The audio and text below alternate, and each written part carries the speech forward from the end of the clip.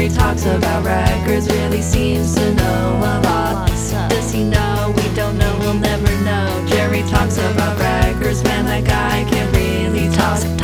And talk, he'll talk all day. Jerry talks about records, really seems to know a lot about records and music and other stuff. Jerry talks about records, man, that guy can really talk. He'll talk your ear off if you don't make him stop.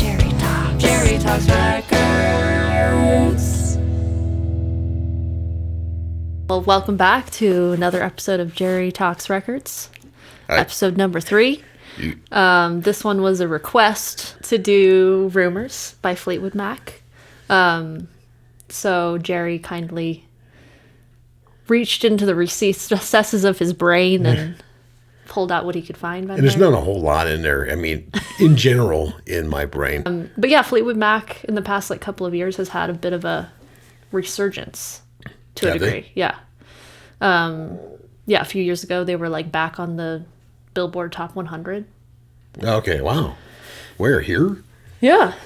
With a new song or something? No, old songs. Okay. Stuff off of Rumours? Yeah, so I think Dreams, Yeah. which is off of Rumours. Yeah, it was on the Top 100 when it came out as well. When did it come out, Jerry?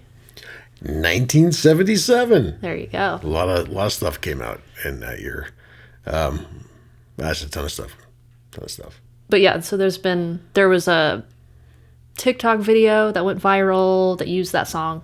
Oh, okay. And then there was a TV show I was just mentioning, I guess, that's loosely based on Fleetwood Mac. Oh, right. That's, it's on Netflix. Can't remember the title off the top of my head. Daisy and... Yeah, Daisy and the Six? The Six, yeah. Something like that? There you go, yeah. Okay. But yeah, I guess Daisy it's... the Machine, but no. It's another band. It's loosely based on that, I guess. Right. And then there's some of the songs that were used in that became big as well. Yeah. Again. So, anywho, it's a great album. Just thought it was worth talking about. While we're talking about this album, here's the front cover, and here is the back. Who is this on the cover? We got your basic Mick Fleetwood, the drummer, on the cover, and Stevie Nicks, tallest guy and the shortest. And the shortest. Yeah. And there's the back album cover. So you got John McVie, Lindsey Buckingham, Stevie Nicks, Mick Fleetwood, Christine McVie. They were married at the time. Well, not for long, I don't think, after this. This is their second album with Stevie Nicks and Lindsey Buckingham on it. Yeah. So, they were new to the band. So they did one album. It was just called Fleetwood Mac, I think. I want to say it was 75. I'm thinking, but that had Monday Morning and a bunch of Landslide and all that kind of stuff on it. It was a great album too. Yeah. And this album Fleetwood Mac had been around for many years. Yeah. I mean, they were around in the '60s. If you watched the Get Back movie, yeah, there's a part where I think George is talking to John or something, and he's talking about Fleetwood Mac. Oh, interesting. Yeah. Okay. It was called Peter Green's Fleetwood Mac. Peter Green was the guitar player who was in John Mayall's Blues Breakers, right? So that was a big English band. John Mayall was a singer or harmonica player, right? And they're kind of bluesy. Yeah. Original version of that had Eric Clapton on guitar, and then when Clapton left to do Cream, the band Cream in '66 or whatever it was, Peter Green joined the band. Okay. And then and I think John McVie and Mick Fleetwood were already in that band as well. So then they left and formed Peter Green's Fleetwood Mac. Yeah. First time, this was called, what was some of the songs there? Green Manalishi, Oh Well. I think those songs were on there. Green Manalishi is kind of a heavy tune. I think Judas Priest covered that. Oh, funny. Okay. Yeah, at one point. And everybody's covered Oh Well. It's a great song. Yeah. But yeah, so then the band morphed. With a few, Bob Welch was on guitar for a while with them, and then I think Christine McVie joined because she was married to John McVie, and then she's a great songwriter, and then they were looking for somebody else. I think around 75, they were kind of they had never really broken really big, and then they were kind of taking even a little bit more of a nosedive from what I remember. I could be not exactly correct time, but they hadn't In really like done 65 or 70s, in the 70s. Okay, like Yeah, early right, 70s. yeah, like 74, 75. And then Gotcha. Stevie Nicks and Lindsey Buckingham were together. Yeah. And they also had the Buckingham Nicks band, and they were recording at Sun Studios in L.A., Okay. if I remember this correctly. and somehow Mick Fleetwood heard her, or somebody sent him their stuff or whatever. Yeah. Maybe he was down there or something. I can't remember. So then they auditioned him. They said it'd be a good fit. And then they realized the songwriting potential from those guys too, because at that time it was just Christy McVie, John McVie, and Mick Fleetwood. Yeah. That was all that was left of the band, is those three. Christy McVie was like the real songwriter. You know what I mean? And so Lindsey Buckingham, Stevie Nicks, super killer, songwriters. Yeah, so they did that album and it did really well. And then they did Rumours 77. That thing exploded. Yeah. Yeah. Well, yeah, I know like a lot of people, including myself, that just like put Rumours in a category of like just one of the best albums. Yeah. Because it's like you listen to almost every song on there and it's like, yeah, this is a hit. Yeah, yeah. Almost every one. Yeah. There's a very little filler on there. Even the filler, if you want to call like secondhand news. And so that that's just a Lindsey Buckingham song. Some would call it a filler. It's a great song for being, being a filler. And so many of the songs are like on here are like that, just really good tunes. And the second song is Dreams. Right. So this good thinking. They put a very up tempo song first. Yeah. Yeah, then Dreams is not very up tempo, so throw it on second. But they got it on there right away. So why do you think that they were so like successful as a band? Well, it's almost always timing, So if you think about it, Fleetwood Mac had pretty much had sour luck. Yeah. All the way up until they got with Stevie Nicks and Lindsey Buckingham. Yeah. With their timing you could say was bad. It was good enough to keep them together. I think they were just about ready to fold before they got those guys. Okay. And then that album, the first album with those guys on it, again was just called Fleetwood Mac. I want to say it was 75. Did well. There's a lot of great songs on there. Yeah. And then timing. They got to know each other. So the second album, the songwriting was a little more. I want to say pro, but it just got better. It got better. I mean, it was really good on the album right before that too. Anyway, but you had songs like Dreams and others, and all those other tunes on here. Yeah. And so I mean, it was timing. They had the right look for the time. 77, and I think they were backed really well by their record company on this. Yeah. They saw how good the first album did, and it's like they just pushed the heck out of this one. Yeah. I don't know. I feel like with a lot of bands, there's like one person that ends up being like the songwriter. Oh, right. But it sounds like with them, they had like, almost everyone in the band is ready to like contribute to Right, yeah. making a song better. Too. Christy McVie, Stevie Nicks, Lindsey Buckingham. Yeah. I mean, three great individual songwriters. Yeah. And then there's songs that they all wrote together as well too. I'm sure like The Chain that's on here, that was probably John McVie. Yeah. Because it revolves around the end part, at least revolves around a bass line. And then and then other albums too, stuff like Tusk, that's all the heavy drum stuff. I'm sure that's all Mick Fleetwood. Right. The kind of like ironic thing about this album too, I think, is that there was like a lot of drama going on. So I hear. Yeah. Well, I mean, I don't know all the stories, right? Yeah. But there's definitely, when they did when Lindsey and Stevie joined Fleetwood Mac in 75, whatever it was. Yeah. They did that one album with them. Things were as they had been. Stevie and Lindsey were together. Right. John McVie was with his wife, Christy McVie, and then by this album, Yeah. there was a lot of, I think they were all switching partners, so to speak. Right. I'm not sure how that went. I don't know all the details of that. I don't know if anybody does. Sure. Other than the surviving. You got to be in the room. Yeah. Yeah. But for all the details. So I mean, that's what they were saying. I think that was happening as they were doing this album, or shortly before, and as they were doing it. Yeah.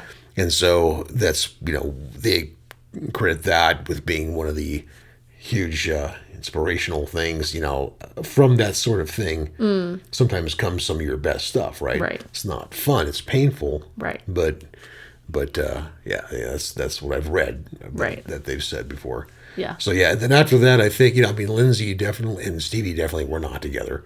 Yeah. And I think Stevie Nicks hates him, but they've stayed together in the band for a long time, and they got along fine. But Right. and then Christy McVie, I think, and John McVie, I think, divorced. Okay, so course, they basically stayed together. everyone broke up Yeah, as a result yeah. of this album. After the album, making of yeah, it, yeah, yeah. during the making of it. After all of it, I think they all kind of broke up. Yeah. Mick Fleetwood was just kind of hanging out watching. Yeah, then if you think like let's say a few years ago, they fired Lindsey Buckingham after being in the band for 40 some odd or whatever it was years, but it was something to do with Stevie, Yeah. And so he just Yeah. left the band. He was kind of laughing about it. I know Christine McVie was very mad about it. Mad at the band for doing that. That leads me to believe that there were some unresolved things going all the way back to this time. Right. Probably that, as there always are. You know what I mean? People's personalities, conflicts, and things like that. Yeah. But I mean, it's pretty incredible that they managed to stay together as a band through all of that. Yeah, and do a lot more, a lot more albums that had big hits on them. Yeah. I mean, I think part of that might be that when you get propelled like this, you know what I mean. I'm sure they were probably staying in Holiday Inns before this album. After this, they were staying in nicer Holiday Inns. No, I don't know, whatever. Nice hotels, whatever that might be. That's the caliber of success. Yes, Where are they putting you up? Yeah, well, exactly. Yeah. Are they putting you up somewhere? And then how many TVs could you get out the window into the swimming pool? Right. I don't know if those guys. I doubt they were like that. It's more of a Who, the Zeppelin thing. Yeah. But I would imagine they probably didn't spend that much time together. Yeah. They would do an album every couple of years, so it was enough time to get together and write songs, maybe, or present the songs they had, record them, do whatever, do some tours. They probably didn't tour anywhere near they did, back when they were promoting this. And, Right.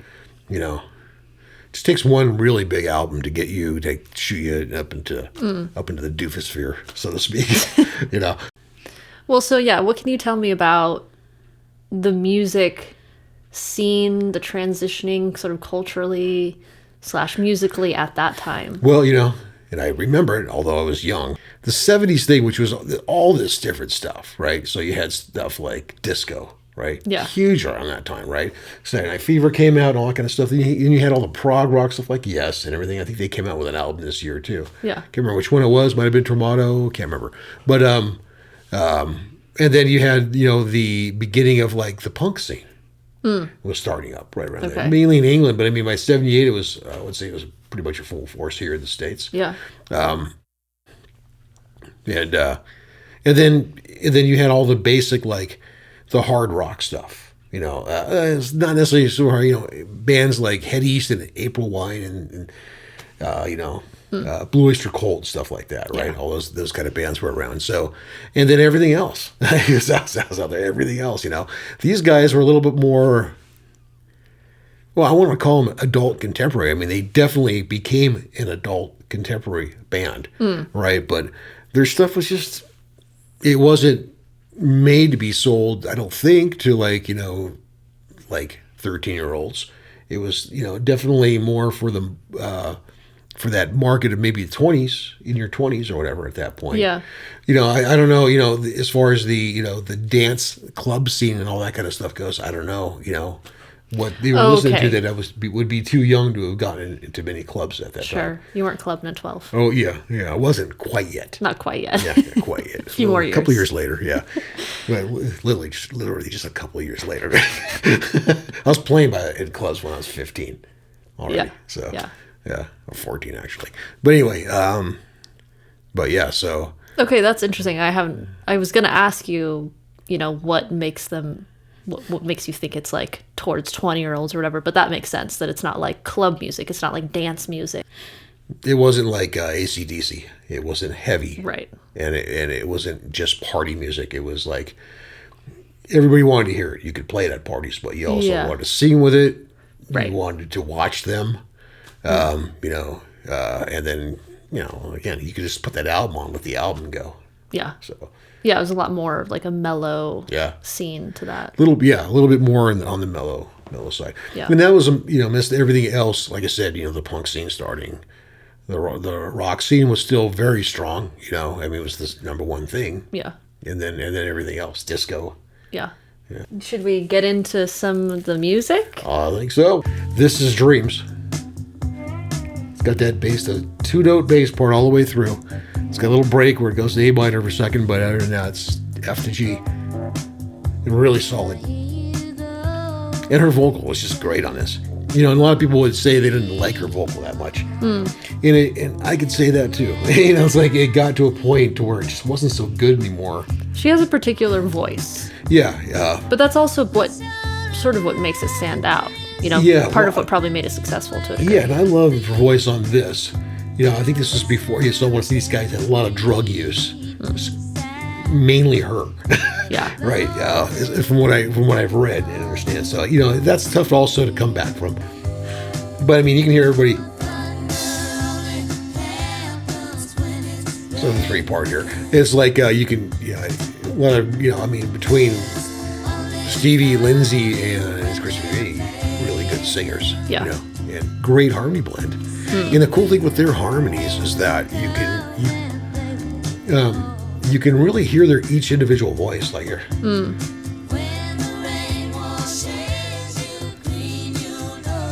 Right. Yeah, you can hear those there. You know, but the Beatles were kind of like that. You know, you could hear the voices, but the vocal harmonies were great. You know. Yeah. The Beach Boys, they sang. You couldn't really. It just was like, you know, right. They were so tight. It's a different style. Yeah. Some voices seem to like blend into each other and become one sound, and then other people not so much. But it's true. Yeah. Lindsey Buckingham, very unique guitar player. He uses his fingers. He uses a pick. So everything he does is like with his fingers, and it's got a unique style. It's part of what gave them this sound. Yeah. You know, is his guitar playing. Mick Fleetwood on drums, just super solid as a rock. Just right. Kind of a, you know, it's funny because everything he plays when you watch him looks like it's like a lot of effort goes into it. You go, it's like, and as you can see all over his face, it's like, you know, it's everything he has. He puts into those, but it's that's part why, you know, he's not overplaying. Right. He's playing just about the right amount of riffs. And again, him and John McVie come from John Mayall's Blues Breakers, which is a blues band. So I mean, they know how to lay it down. Right. Right. They're not busy guys. They're not like, you know, whatever, you know, like the aggressive or the prog rock stuff. Right. Yeah. And that's exactly what, you know, stuff like this needed.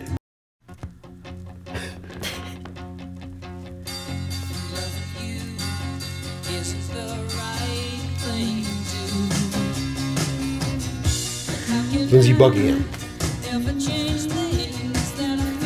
You know, if you think about him and Stevie Nicks have kind of a similar voice. They sing about the same range, right? Yeah. I think later on he sang a higher range. That's funny, yeah. Same thing with, you know, like the drums and the bass on this are just perfect. Yeah. You know, he's doing that tom thing on the drums, and you know, McVie's just like playing these eighth notes, and he just straight beat, and then the bass starts moving. Yeah. A, G, F. Right there, right? Yeah. Yeah. But well, and that's kind of what you were saying, is that might be one of the things that really makes the cohesion, is like that really solid backbone to their band. Yeah. Sounds like it was really, really just like the Eagles, worked on.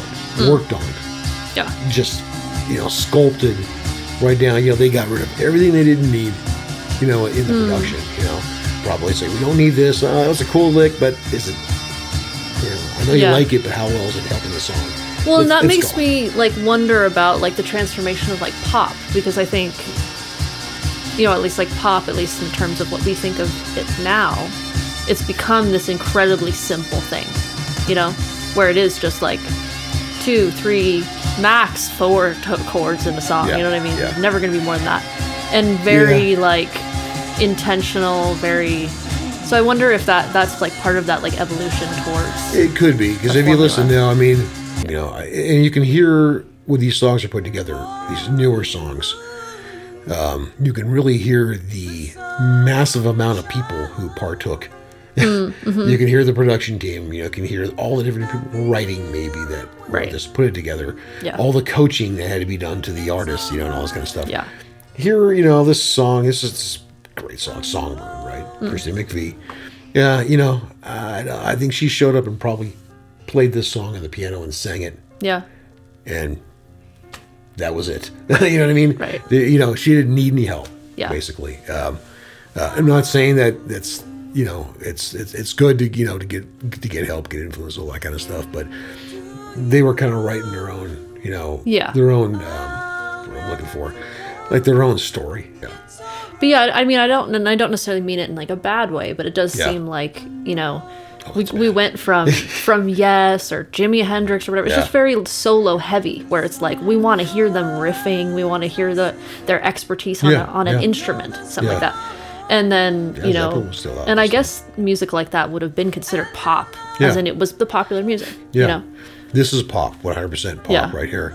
And there's solos on this stuff too, but again, it's not focused. It's focused more on songwriting and vocals. Right. Yeah, one thing I really like about them as a band too is the fact that there are so many that they each take a turn as singing.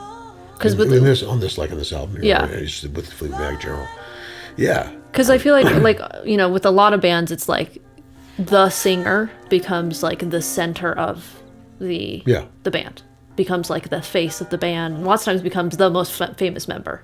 Sure, almost always anymore, and Yeah. and it's become more like that. I've always been a fan of bands, Yeah. not necessarily single artists. Right. I do like, I like everything, right? Sure. But I'm a band guy from the get-go, from the times. What's the best bass song on this album? Well, I mean, everybody. I think the best bass song on here is probably "Go Your Own Way." Okay. I mean, it's just short of, as far as pop bass for that time, it's just short of genius, maybe. What he's Why do you playing say on that? there. Because what they're doing, drums and bass, he's playing. The drums are busy in the verse, Yeah. playing his tom stuff. The bass is very simple. That it breaks into this open beat. That's very simple, just a straight ahead beat on the chorus. Yeah. Where the bass does all this movement, and it just lifts it. Interesting. Yeah. There's a song on here, "The Chain," which is That's like one of my favorites. yeah, it's a great song, and it's very simple all the way through, right? And then it's at the end, it's got this bass part, boom, boom, boom, boom, boom, boom, boom, boom, boom, boom, Yeah. A minor thing to an E minor, right? Okay, Which is like super well known, right? Yeah. So, but not necessarily the best bass part in the album, but maybe the most memorable. I mean, people obviously have like differing ideas about what makes a song great or what makes a musician great or Right. things like that. But yeah, I think that it's different for different people. I mean, Yeah. obviously you take a band like Yes, like we were talking about a couple weeks ago, and they play very complicated stuff. Right. They are showing off their musicianship 24/7. Yep. But there's no reason why something that's simple can't be just as good. Oh, sure. It hits you in a different way, but it's Well, yeah. still doing a job. Generally, the most simple stuff is the stuff that rings with most people. Right. So thanks for listening. I'm Erin. This is Jerry over here at Abbey West Recording in Reno, Nevada. Give us a call if you want your music to sound as good as Rumours. Thanks. Bye-bye.